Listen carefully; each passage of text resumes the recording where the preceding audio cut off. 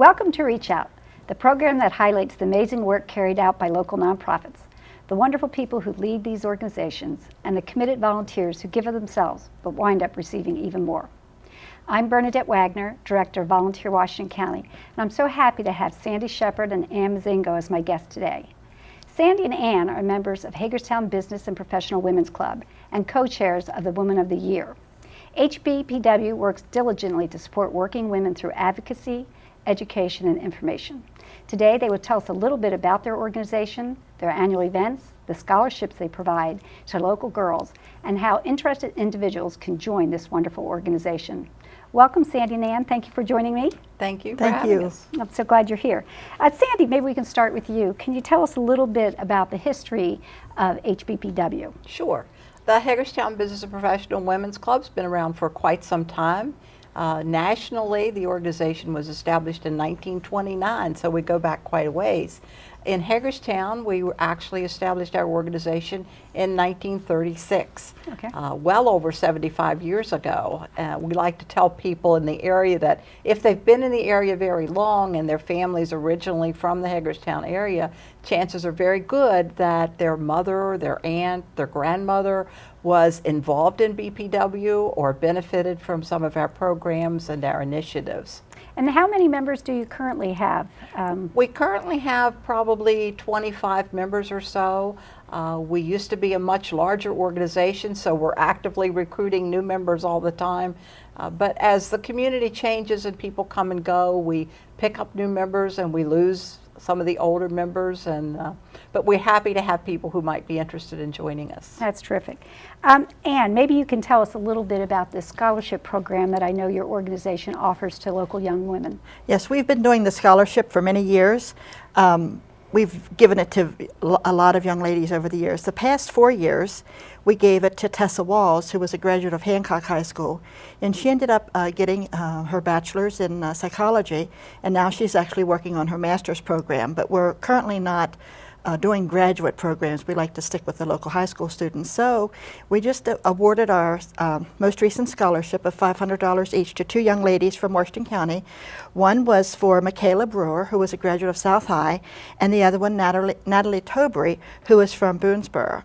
And so they were at our last meeting, and we had a great time meeting them and encouraging them in their schoolwork.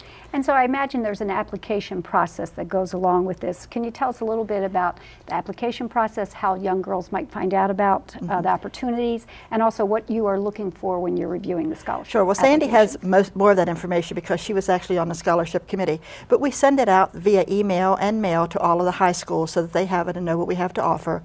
And then the students are encouraged to respond to that. And then those are screened by the guidance counselors at the schools and then returned to our club. And then our scholarship committee reviews them and makes a decision. I think this year we had 16 applicants for the scholarship. Sandy, can you tell us what it is that you're looking for? Well, when we review their applications, we look not just for good grades, but a lot of involvement in the school organizations, leadership, opportunities and what they've taken advantage of to become leaders in their schools.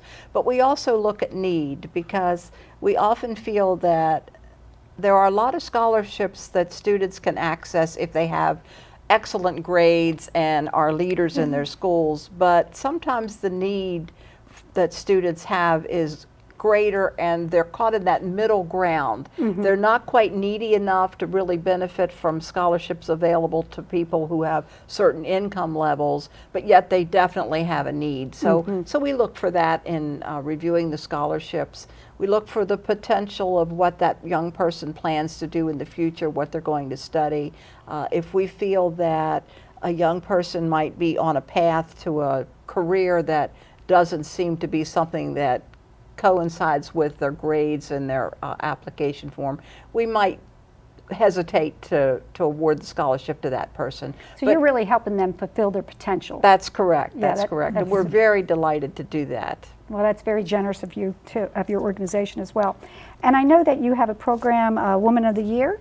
Would either of you care to talk about that? Well, I'll tell you a little bit about Woman of the Year because we think that's one of our highlights of our Business and Professional Women's Year. Every fall we select a Woman of the Year from the community, not necessarily a BPW member, but someone who has distinguished themselves by outstanding service to their community, in their business and profession, or volunteer activities. But we look for someone that could be a role model to other young women in the community who may have done some mentoring or guidance with young people, someone that we want to hold up as this is someone we all should try to emulate. Oh, that sounds like a great project.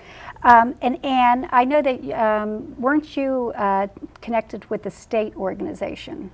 Yes, I was. For actually, Sandy and I go back a long way in the BPW. Oh, okay, you were there too. Sandy, yes, she joined in 1972 and I joined in 1973. So that's a long time ago, and since that time we've fostered a great bond of friendship. So that's another advantage of being in the club.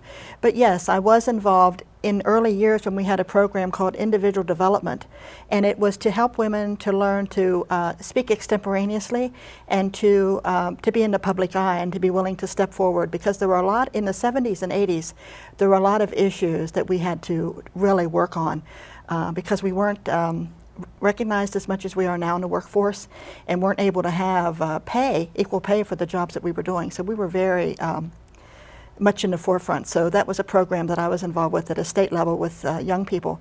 And Sandy was, in her early years, came to BPW through a program that we had called the Young Careerist. That's right. And so she was our state Young Careerist one year as well.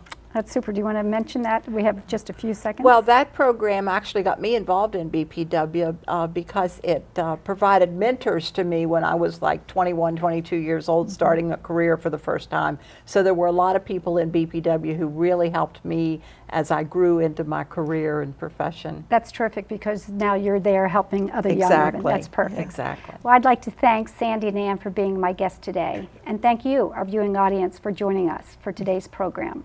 The Hagerstown Business and Professional Women's Club offers something for almost every woman. This club celebrates women's contributions and advocates for women's issues, and in so doing makes our community healthier and stronger. Here's to hoping each of you will volunteer to share your talents and skills and help make our community stronger too. To find out more about this organization or volunteer opportunities, visit vwcmd.org. Thank you for joining me for Reach Out. See you next time.